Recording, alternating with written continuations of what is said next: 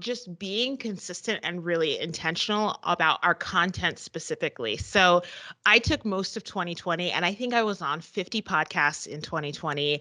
I said yes to like every single summit that came down the pipeline for me. And so my goal was to just really concentrate and focus on visibility, and to streamline what I was talking about. Tasha Booth is back, baby. She was on the podcast a couple of years ago talking about standard operating procedures. And since then, her business has grown. She has done something similar to what I have done. So I have my public relations agency, but for people who want PR but can't afford agency prices, they enter into my media mentoring program where they do it themselves or they do it with the help of me and my team. Tasha has done something very similar. So she has the Launch Guild where she will help course creators and launch managers launch online courses. But she found there were some people who weren't quite ready to hire her agency. So she teaches them how to do this themselves. And something that she has, I will link to this in the show notes, but she has a freebie for you. It is called 6 Pillars of a Successful Course Launch Plan. So to get this course launch plan, if you are in the market to launch something, whether that be a podcast, whether that be an online course, whether it be a coaching program, then you want to get this. It is at thelaunchguild.com/pillars. And this is something, again, that I will link to in the show notes for this episode. But if you are looking to create extra income by expanding your business a little bit and helping people with a smaller budget or helping people who are more beginner, you are going to love this episode with Tasha Booth. Ever wonder how some people seem to get all the media coverage, but you don't? Go behind the scenes with a TV reporter, national on-air host, and news contributor who has interviewed celebrities, took you inside the Versace mansion, and even stood on a chair to interview basketball legend Alonzo Mourning. Get ready, because Become a Media Maven is the podcast where Christina Nicholson is sharing secrets from her years in front of the camera, in the editing booth, and now behind the podcast mic.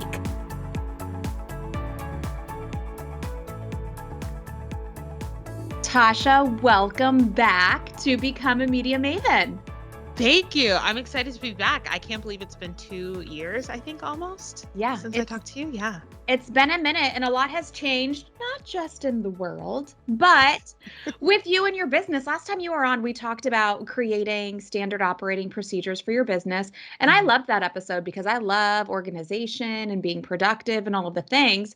But your business has changed a lot in the last 2 years. So talk about how your business has changed. And then we're going to talk about how you are bringing in the bucks while you help people. Yeah, absolutely. So I think in 2020, I did have 2 sides of my business, but now it's even more so, right? So I have the Launch Guild, which is my agency, and we do full service launch support for our clients. And then I have what we call the Tasha Booth side, and that is I have 2 programs. One is a certification program for launch managers, and then the other one is called Agency Thrive Mind, and that is specific to agency owners. So it's a 12-month program for those who are building agency model businesses. So yeah, a lot in the last 2 years. And where have you seen the growth and why do you think that is? Definitely more so on the Tasha Booth side. And we did that very strategically. So I love having my agency. And I think that it has been amazing in terms of team and being able to grow as a leader and all of that. And I also am a multi-passionate entrepreneur. And so I really started to really enjoy coaching people and helping them kind of build the type of business that they want in a way that's similar to mine. So we were really intentional about, I think 2020 was where we started shifting things from moving to like 50-50, or I think the agency was like a 75% of where our income was coming in. The Tasha Booth side was 25%. And then we shifted that to 50-50 last year. And now we're trying to shift it to 25% from agency, 75%. So we have been really intentional about it. And why? Why do you want to shift that? I mean, I think I could guess, being an agency owner, I think I could guess. but I'd like to hear your take. Yeah, a few different reasons. Number one, I'm just in a different season of my life right now where I am craving more simplicity. And when it comes to having an agency, especially an agency that's as large as I have, where it's like 20 to 30 people on average are on my team, to coaching people and having some associate coaches and everything in my programs. But I think that I am kind of going also back to my roots in terms of I've always like taught either dance or theater or something. And so that teacher spirit in me is kind of coming back. And also, I'll be really honest that agencies can be expensive, right? And overhead can get out of control if you're not really watching your bottom line. And so I think the combination of having both sides just feeds my spirit and my wallet in very different ways. Yeah, no, I totally understand. With the agency, you do have overhead, you do have less automations, I think, in an Mhm. agency model than you would in something like course creation and selling courses and then offering support and all of that. Mhm. It's a very different business model for sure. Absolutely. Absolutely. Yeah. Mhm. So then tell us how you have grown and what you are doing to grow, because you have grown. I mean, to make the flip saying, I want most of my income to be with doing this for other course creators and people Mhm. who are launching courses. I just want to totally flip that. You flipped it pretty quickly and very successfully. So Yeah. how did you do that? Yeah, I think just being consistent and really intentional about our content specifically. So I took most of 2020 and I think I was on 50 podcasts in 2020. I said yes to like every single summit that came down the pipeline for me. And so my goal was to just really concentrate and focus on visibility, and to streamline what I was talking about. So I really wanted to I think get past the beginner conversations when it came to supporting virtual assistants, where my heart is still in all of virtual support in the world of virtual support. But I saw an opportunity and I saw a need to really support those who were beyond the basics, right? And so when I kind of really strategized in terms of my messaging and in terms of my visibility strategy, yeah, things definitely skyrocketed. So I think in 2020, that was our like $650,000 year. And then last year we hit our first $1 million year. So definitely growth happening. That's amazing. Okay, first of all, obsessed with the fact that you're on 50 podcasts focusing on visibility. You know, that's my jam, so I love to Yep. hear that. And tell me a little bit about what exactly you were talking about, because you said, you Mhm. know, you flipped the script, you were talking about new things. So Mhm. what was the change in what you were talking about, and who was the new audience, or who is the new audience that you're trying to reach? Yeah, so our big new audience in 2020 was definitely launch managers. I was getting a lot more question from people that were supporting their clients in launches, but not really trained in full-on launch management. And they were having kind of the same problems, the same issues, the same concerns. And so once again, my team and I looked at that as an opportunity of like, how can we support them in a way that like other people aren't supporting them? And there really wasn't another launch manager certification out there in terms of really teaching launch managers, or rather, they weren't even launch managers yet. They were really like project managers, online business managers, directors of operation who really wanted to be so skilled in launching, to support their clients in that. So, I think it was fall of 2020, we launched the launch manager certification program. And so that was a new audience. And then the year before that, we had actually was when we launched Agency Thrive Mine, but I kept that small in 2019 kind of intentionally. And then in 2020, I was like, oh, there's something more to this, right? And then even in 2021, I was like, there's definitely something more to this. So we took that from a program that originally was going to be capped at 10 to now we're over 50 people in it, and we're looking to grow it to a maximum of 100. So yeah, so those were kind of the two that I really focused on. Okay, so you are like proof that the riches are in the niches, because really, Hmm. it's like a launch manager, it could be a project manager, but a project manager could do a million things. So you are Exactly. zeroing in and just like getting it down to something super specific and super Hmm. niche, which I think Hmm. is perfect. I mean, I think I may have told you this back in the day when we last talked. Everybody says your first hire should be a VA. I still have not hired a VA just because I want that VA to be niched in something. And I feel Yeah. like everybody's a generalist. And I'm like, but if you're Mhm. general, I don't know if you can do this and I don't know if you can Mhm. do that. I feel like you can do everything basic. So I love Right. you niching down. Well, yeah, and especially because and I'm really good friends with the creators of all of the other like tangential certifications, so the DOO program, the OBM program, project management, and also I know that they can't cover everything, right? And so they cover launches in kind of a here's how to create a project plan way of launching, right? But there's so much more to launches, and that's why our clients specifically come to us for that, both on the agency side because they know that we do launch, that's all we do all day every day, our launches for our agency clients. And then of course you want to learn from the people who do it and understand the craft to a T, which is why our launch manager clients come to us. You know what? This sounds exactly like what I did with the media mentoring program. Yeah. I had my PR agency and so many people were coming to me and they were like, "Look, I want to get exposure, I want to get in the news, but I Mhm. don't have a budget to pay an agency." So I was like, "Well, let me just create a course. I'll tell you exactly what we do and then you go and do it and then we're here to Yep. support you." I mean, it's really exactly the same thing. You saw a need Yeah. for it. So tell me how you found your people because you are. I mean, like in my experience with my agency, the goal is the same, but the audience is totally different. Like Mhm. for my agency, we won't even talk to you unless you're doing at least 2 million in revenue Yeah. because you can pay the public relations agency retainer. But if you Mhm. want to learn yourself, you could be making nothing and you're making nothing because people don't know about you, so you need them. Right. So it's a totally different audience with the same goal. So then how did you find your audience to do kind of like I guess it's the DIY version or done with me version?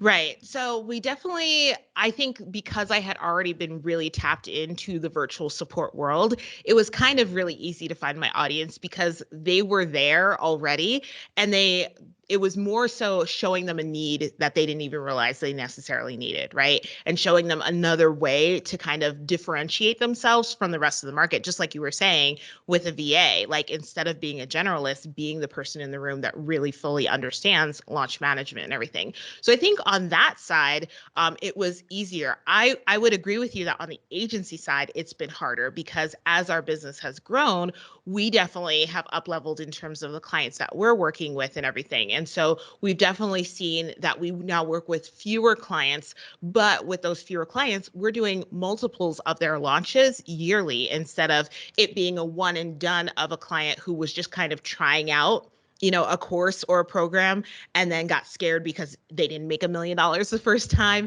and then we never heard from them again. So now we're really trying to work with those clients who launch 3 to 4 times a year and that we can consistently support in their scaling and growing of their programs and courses. Love that. Okay, so Hmm. let's talk about launches specifically. Yeah. What are some of the mistakes that you see people make? I mean, I'm sure they come to you because they've made these mistakes for months or years and they're like, okay, I'm going to pay you because I keep making these mistakes. Like, what are the common ones that you see and how can we Yeah. fix these? Yeah, two huge common ones. So the first one is the timeline of their launch being too short. So their launch prep, basically, their timeline being too short. We still have people that come to us and they fill out our discovery call form, our lead capture form, and we ask them what's their desired launch date. And it's like 2 weeks from the time that they fill out this form, right? Where that's when you're going to be overwhelmed. That's when you're going to be stressed out to the max and not feel like you're getting the best out of anyone, out of yourself, out of your team, out of your audience, any of it. And so really thinking in terms of how can you support yourself in the timeline that feels best for you, which often is usually 8 to 12 weeks is what is the timeline that we have for our clients for their launches. And then also like how can you better prep your audience? Because if you're coming to us, 2 weeks before your launch, chances are high that you haven't been doing the runway work and prepping your audience before that launch in order to get the best out, from the experience. So that's definitely number one. And then number two, what was I going to say for number two? Oh, number two is definitely like launching with little or no team. and trying to do all of the bells and whistles in that launch with little or no team. So I really feel like even if you're doing a beta launch, right? Even if it's your first time through, there's probably something on your launch list that is not in your zone of genius or is not in your zone of competence. And those things are the things that I see people get hung up with all the time, to the point of where we have some clients that come to us and they're like, yeah, I actually just had a discovery call before this call that was this very scenario. They were like, a year ago, I recorded all the videos from my course, and that's as far as I got because the rest of it felt overwhelming and I just didn't do it. Right. And you have, like, all of these people have such amazing content, have such an amazing gift to give their audience. And so the fact that because they didn't understand the tech or didn't have time to design the sales page, that isn't getting out into the world, it just like pains me. So really thinking in terms of how can you simplify your entire launch, especially in the beginning, and make it really what I like to call linear, right? You're just trying to connect your ideal client with your product or your program. And also, who is that one or two people that can support you in medium or even small ways to get you over whatever hump would have stopped you from getting to the finish line. I love that. And we feel the same pain for people. Like, you hate Mm-hmm. it when they keep their course to themselves because Mm-hmm. they have that expertise. I feel the same way. And I hate it when they make excuses like, well, I'm not ready to pitch the media. I don't have a big brand. I don't have this. I don't have that. And it drives me crazy. I'm like, there are idiots getting so much more coverage than you just because they're Yep. putting themselves out there. And you're not an Mm-hmm. idiot. So please Exactly. do it. Take your spotlight. That's so funny. Okay, what about tips for a successful launch? I mean, obviously do the opposite of the mistakes Do the that you just mentioned, opposite. but any other tips that people should keep in mind? My biggest tip is to think of your launch as an extension of all of the amazing things that you're already doing. And so I think that, and this goes back to the bells and whistles thing, kind of like people look at the launch gurus and they're like, oh, she's launching like that, so I have to launch like that, right? Or he's launching like this, so I have to launch like this.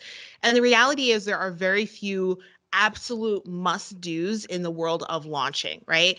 I want you to launch in a way that feels really good for you. And so if you're already consistently showing up and have like a podcast, for example, maybe you do a podcast series leading up to your launch. Maybe that's part of your launch, right? If you're already showing up on Instagram, maybe you're doing an Instagram live series that's leading up to your launch instead of feeling like, oh, now I have to go do TikTok or I have to do something else that doesn't feel good for you, because if it's not feeling good for you, it's also like your audience is going to pick up on that. So make it feel easy and make it feel fun by doing it in a way that feels good for you. The other thing, and this actually came from one of my friends, she was saying that during her launch, so you know how in the middle of a launch there's always like those tumbleweeds in the middle where like nobody's buying in the middle, people buy the first day, they buy mostly the last day. The middle can be very lonely and very like, why does everyone hate me?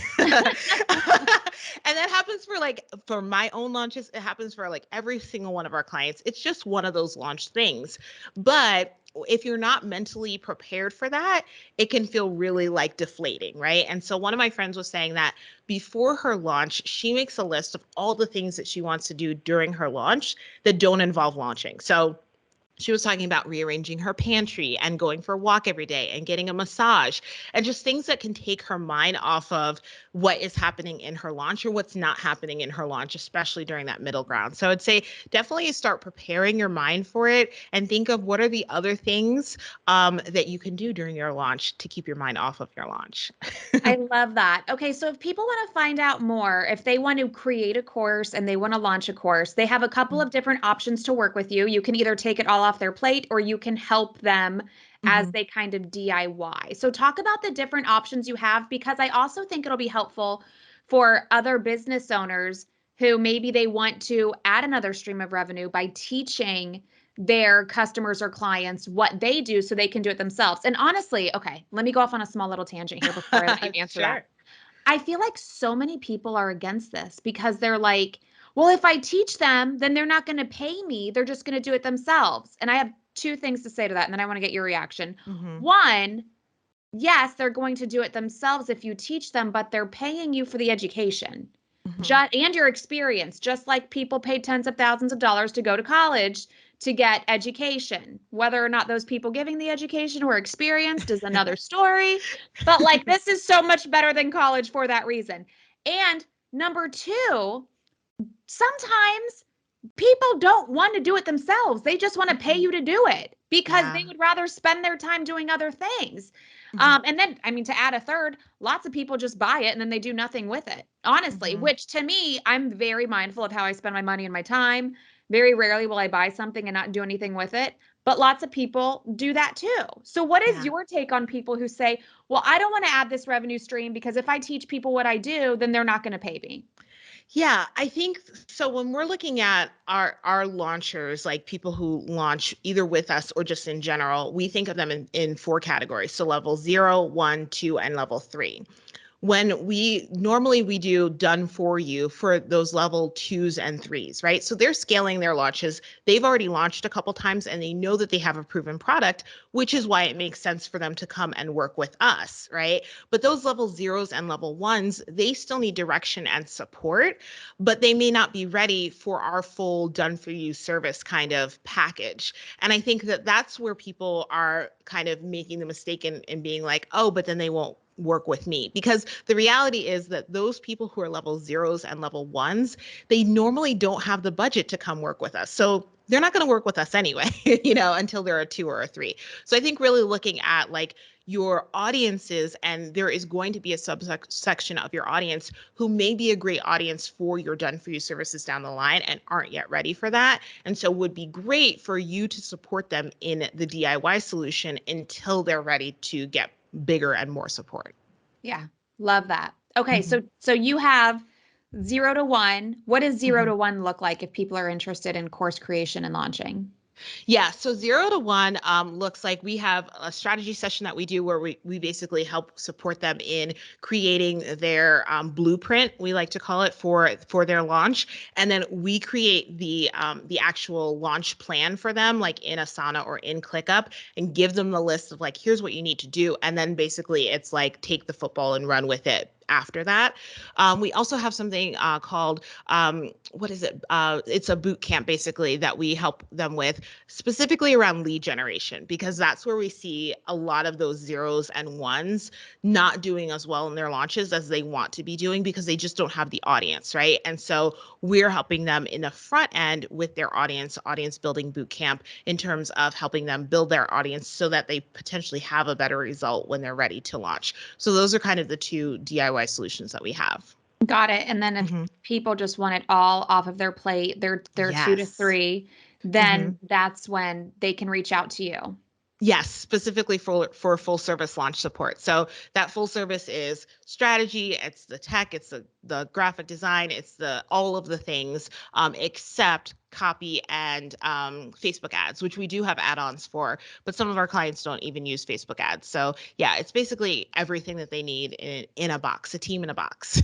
And that tech part is huge. That's my struggle and my frustration, and that's worth its weight in gold because that's Yeah. frustrating. If you can't get that tech to work, that'll annoy the shit out of you. Absolutely. And it's the thing that like can make or break things. You know what I mean? Because if you don't if something's broken in your tech during your launch and you don't even know where to start looking for the thing that's broken, oh, that's the worst. It's just, I mean, it's worth just getting the stress off of you. Like, this is in Yeah. somebody else's hands, it's somebody else's responsibility. You don't have to worry about it. Yeah, absolutely. Okay, love that. Tasha, I am going to link to your Instagram at the Tasha Booth. Same on Facebook. Where else can people find you? Yes. So I've got actually two Instagrams, two websites. So if you are looking for a done for you service solution for launches, then it's the Launch Guild, and our Instagram is at the Launch Guild. And then if you are looking for coaching or course support to learn more about launches or building an agency, then that's the Tasha Booth. And I'm on Instagram on that side all the dang time. Okay, perfect. We will link to that in the show notes so people can find you. Thank you, Tasha.